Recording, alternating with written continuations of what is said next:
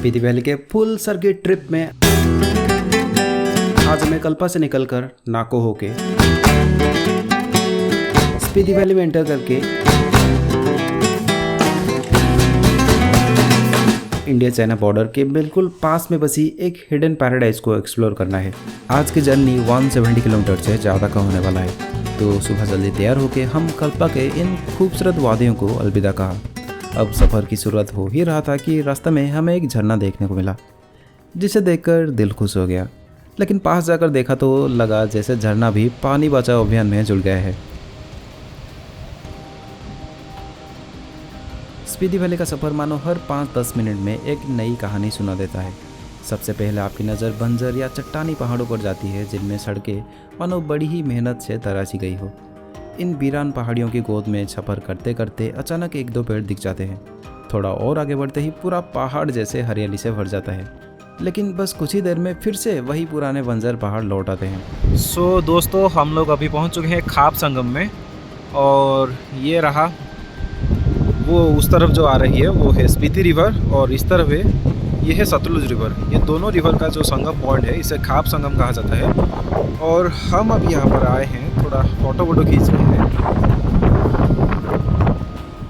Spiti valley का यही जादू है, हर मोड़ हर पल लैंडस्केप बदलता रहता है और सफ़र कभी एक जैसा नहीं लगता।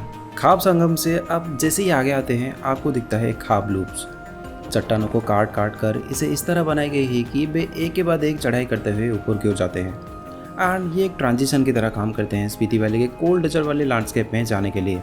एंड यहीं से ही शुरू होती है हिमाचल प्रदेश की हाई ऑल्टीट्यूड वाली रिमोट एरियाज, जो चाइना बॉर्डर के बिल्कुल पास में है। इस stunning geology and panoramic views के साथ यहाँ पर राइड करना कितना थ्रिलिंग एक्सपीरियंस हो रहा होगा, नहीं? कोई नहीं, नेक्स्ट टाइम। जब हम नाको पहुँचे तो वहाँ का वेदर तो क्लाउडी था, पर इतनी ज़ोर से ठंडी हवा आ रही थी कि बाहर 1 मिनट भी रहना मुश्किल हो गया था। पर वहीं पर मुझे कुछ नन्हे दोस्त मिल गए। एक को थोड़ा प्यार किया तो दूसरा चलाया थोड़ा अफेक्शन पाने के लिए, एंड वो मुझे ले गए नाको की एक ऐसी स्पॉट जहाँ का व्यू का क्या ही कहना। दूर दूर तक जहाँ भी नजरें जाए कोल्ड डेजर्ट वाली ब्यूटीफुल माउंटेन्स, एंड उनके बीच थोड़ा सा ग्रीन पैच।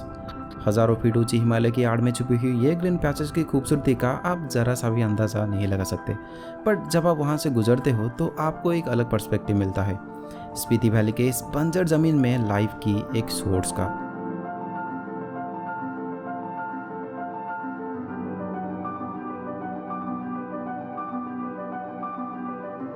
फिर हम एक ऐसी जगह पहुँचे जहाँ पर आके ये फील हुआ कि क्या ये अर्थ है या फिर कोई दूसरी प्लानेट। लिटरली भाई मार्स जैसा लैंडस्केप था, मतलब क्या ही नज़ारा था उस जगह की। समर में भी ठंडी हवा का झटका इतना ज़्यादा था कि वहाँ पर हम गाड़ी से उतरे नहीं, एंड चल लिए नेक्स्ट लोकेशन की ओर, जो कि इंडिया चाइना बॉर्डर के बिल्कुल पास है। सो हम अभी जा रहे हैं स्पीति वैली के जो गेट है वो उसके तरफ, थोड़ा फोटो खींचेंगे और बढ़िया।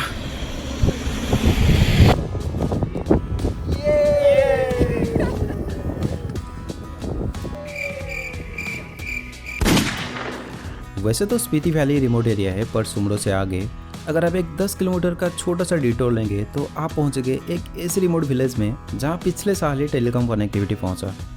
यहां पर आपको मिलेगा ग्यू मॉनेस्ट्री, और उसमें प्रिजर्व किया गया एक मम्मी जो कि 500 साल पुराने बुद्धिस्ट मॉन्क का बताया जाता है। चारों ओर पहाड़ों से घिरी ये जगह डेजर्ट में एक ओएसिस जैसी फील देती है। दोस्तों, हम अभी हैं ग्यू मॉनेस्ट्री में, और यहाँ से माउंटेन्स का नज़ारा कुछ इस तरह से लग रहा है, और मेरे ठीक सामने है ग्यू मॉनेस्ट्री। मैं आपको दिखाता हूँ।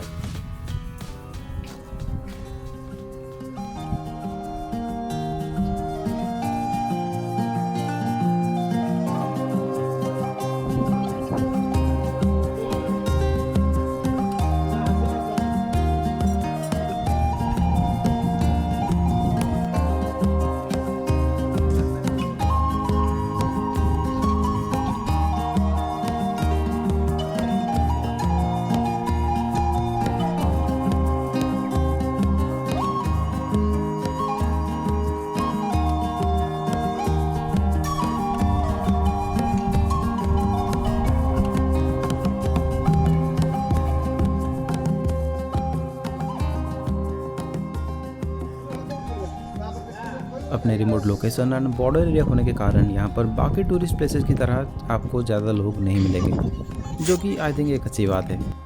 मोनेस्ट्री की खूबसूरती, यहाँ का शांतिपूर्ण वातावरण और ग्रामीण जीवन शैली आपके मन को छू जाएगी। ग्यू से वापस आते आते लगभग 4 बज गए थे। वहाँ पे होटल वगैरह उतना नहीं मिला, सो हमने लंच नहीं किया था एंड सोचा कि ताबू में ही चेक इन करके जो मिलेगा वो खा लेंगे। सो मैं गाड़ी के सीट के पीछे ऐसे बैठ के आज के सुबह से जो नज़ारे, जो लैंडस्केप मैंने देखी थी, मैं बस उसे प्रोसेस कर रहा था। अब शाम होने गया था तो सनलाइट अब हार्ड एंड डायरेक्ट ना होके सॉफ्ट एंड इंक्लाइंड होके आ रही थी। स्पीति वैली के वो पल।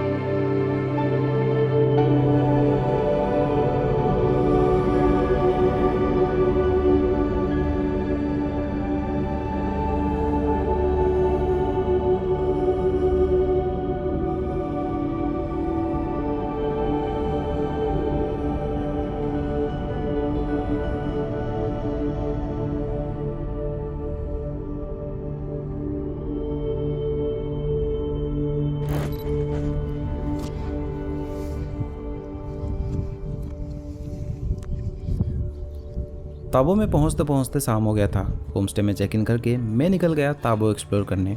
10,000 फीट की ऊंचाई में बसा ताबो लाहौल स्पीति डिस्ट्रिक्ट का एक छोटा सा टाउन है एंड यहाँ पर बसा है ताबो मोनेस्ट्री, जो कि लगभग 1000 साल पुराना है एंड बौद्ध धर्म में बहुत पवित्र माना जाता है।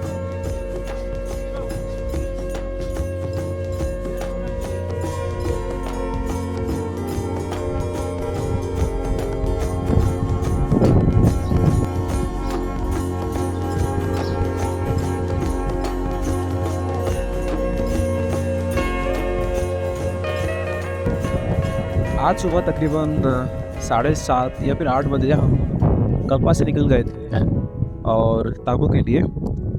फिर हमने खाप संगम, ग्यू मोनेस्ट्री, कुछ ऐसे कुछ 2-3 जगह घूम के और अभी हम पहुंच गए हैं ताबो में।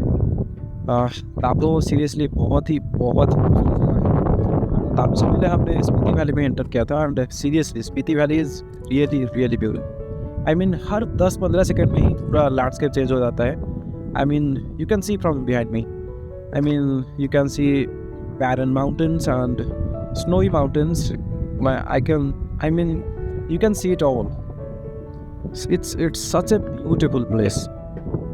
And ठंडी थोड़ा मैनेजेबल है, लेकिन ये जो कोल्ड ब्रेजेस है ये बहुत ही मतलब क्या बहुत ही ठंडी लग रही है।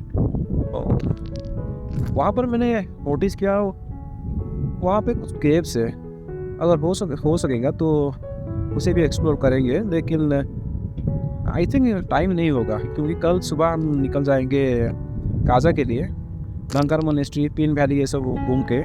So let's see.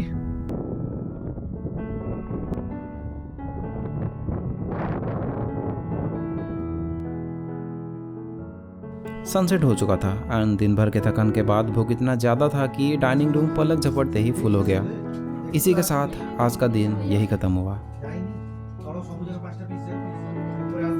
फिर मिलते हैं नेक्स्ट जर्नी में।